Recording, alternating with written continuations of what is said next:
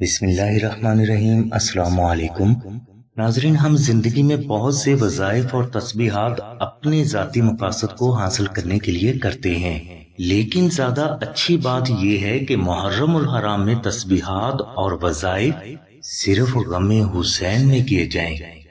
ایک راز کی بات آپ سے شیئر کرتا ہوں کہ جس دل میں غم حسین ہے اسی کے دل میں خدا ہے، اور جس کے دل میں خدا ہوتا ہے اسی کی زبان حسین حسین پکارتی ہے۔ اور اگر کوئی اللہ کی بارگاہ تک رسائی چاہتا ہے تو وہ غم حسین کی گلی سے جائے، انشاءاللہ اسے اللہ کی بارگاہ تک جلد رسائی حاصل ہو جائے گی۔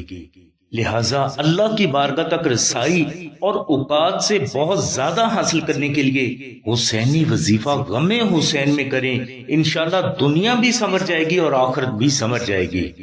حسینی وظیفہ کی مکمل تفصیل کے لیے لنک ڈسکرپشن میں دے دیا گیا ہے۔ ہماری دعا ہے کہ اللہ تبارک و تعالیٰ کی ذات حضور نبی کرم صلی اللہ علیہ وسلم کے صدقے میں آپ کی سبھی نیک دعاؤں کو قبول فرمائے، آمین ثم آمین یا رب العالمین۔ الحمدللہ رب العالمین۔